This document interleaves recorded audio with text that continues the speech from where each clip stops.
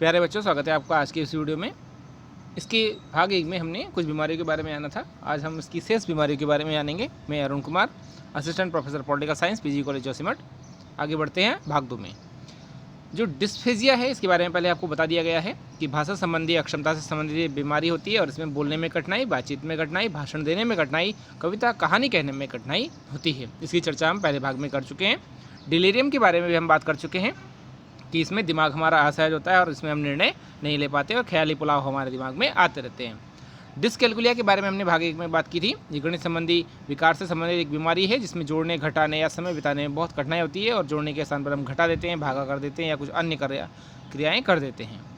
एक और बीमारी की हमने बात की थी पहले भाग में, डिस्मॉर्फिया। इसमें भ्रम होता है, भ्रम से संबंधित विकार है और हमें महसूस होता है कि हमारा शरीर छोटा है, बड़ा है, मोटा है, लंबा है या कई प्रकार के भ्रम हमें होने लगते हैं और हमें इस बीमारी का शिकार होना पड़ता है। एक और बीमारी की हमने बात की थी भूलने से संबंधित, वो थी एमनेसिया, जो कि आम बीमारी है जिसमें हम प्रायः विभिन्न वस्तुओं को रख करके भूल जाते हैं और चलते चलते हम अपना मार्ग भूल जाते हैं और जाना हमें कहीं और होता है और हम पहुँच कहीं और जाते हैं। तो ये एमनेसिया अक्सर देखने को मिलती है।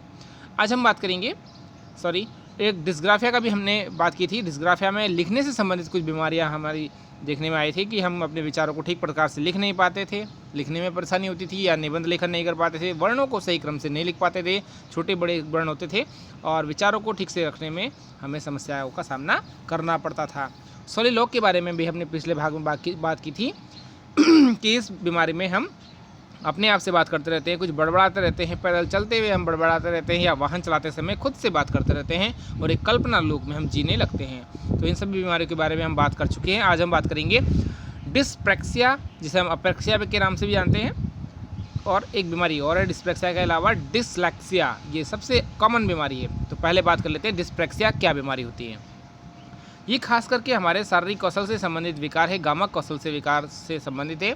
गामक कौशल उन्हें कहते हैं जो कार्य हम अपने हाथों से करते हैं, शरीर से करते हैं, उनसे संबंधित जो बीमारियां हैं उसको हम डिस्प्रैक्सिया के नाम से करते हैं। अर्थात जैसे हमें खाना खाना है तो हाथ से खाना होगा तो वो हाथ से संबंधित जो बीमारियां होगी, या हमें चलना है तो पैरों की आवश्यकता होगी तो पैर से संबंधित ये बीमारी हमारी डिस्प्रैक्सिया कहलाएगी। हाथ, पैर, मुंह, नाक, शरीर, आँख, कान, जो भी हमारा शरीर का अंग है, शारीरिक क्रियाएं हैं, उन सभी चीज़ों से संबंधित जो ये महत्वपूर्ण बीमारी है वो डिस्प्रैक्सिया या अप्रैक्सिया के नाम से जानी जाती है। तो आइए जानते हैं जो डिस्प्रैक्सिया है इसके 2 भाग हैं। वो है फाइन मोटर स्किल। इसके अंतर्गत शारीरिक क्रियाएं बहुत कम होती हैं, जैसे कि लिखना, शर्ट के बटन लगाना इत्यादि। हमारे हाथ पांव शरीर जो है ठीक से काम नहीं करता और हम उन कार्यों को ठीक से नहीं कर पाते। पेन को हम ठीक से नहीं पकड़ पाते, पेंसिल को नहीं पकड़ पाते, या हमें बटन लगाना है तो एक बटन को लगाने में हमको आधा घंटा लग जाता है और हम उस कार्य को ठीक से नहीं कर पाते। जो दूसरे भाग में होती है वो होती है ग्रॉस मोटर स्किल। इसमें जो शारीरिक क्रियाएँ होती हैं वो ज़्यादा होती हैं, जैसे कि दौड़ना, कूदना, चढ़ना इत्यादि। ये सभी आपके डिस्प्रैक्सिया का ही एक उदाहरण है।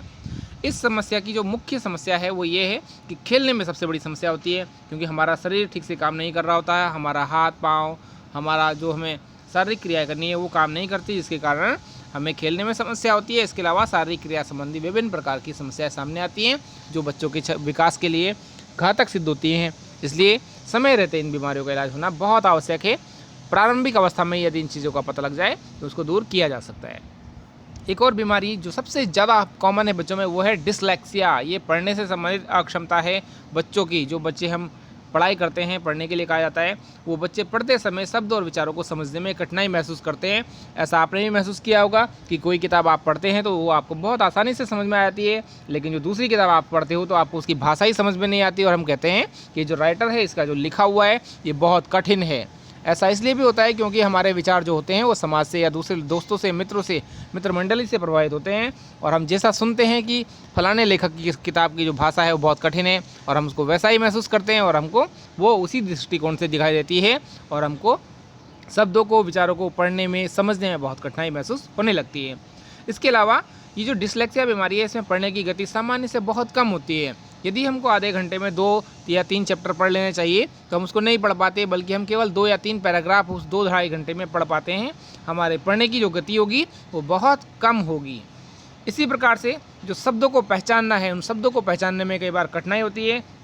हम समानार्थक शब्द या एक जैसे मिलते जुलते शब्दों को उसमें महसूस करते हैं और गलत शब्दों का उच्चारण करने लगते हैं। तो ये डिसलेक्सिया जो बीमारी है ये खास करके सभी बच्चों में आमतौर पर पाई जाती है। इस बीमारी को भी अभ्यास से दूर किया जा सकता है। तो प्यारे बच्चों, जितनी भी ये बीमारियां हैं इनको निरंतर अभ्यास अगर हम करें तो उनको दूर किया जा सकता है। ऐसा नहीं है कि इन बीमारियों का कोई उपचार नहीं है, इन सभी बीमारियों का उपचार है।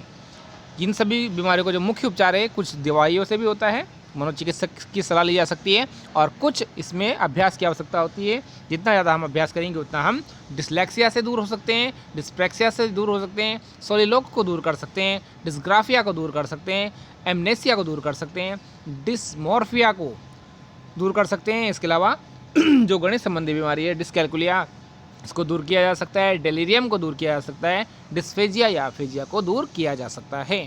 तो निरंतर अभ्यास करने से इन बीमारियों से बचा जा सकता है। तो आपको यदि इनमें से कोई बीमारी महसूस हो तो एक बार अपने मनोचिकित्सक को अवश्य दिखाएं, या दिखाना संभव ना हो तो इनसे बचने के लिए निरंतर अभ्यास कीजिए। जिस चीज़ में कमी है उस चीज़ को बार बार दोहराइए, प्रैक्टिस कीजिए और ये बीमारियाँ स्वतः समाप्त हो जाएंगी। आपको उज्जवल भविष्य की शुभकामनाओं के साथ आज के लिए इतना ही। धन्यवाद।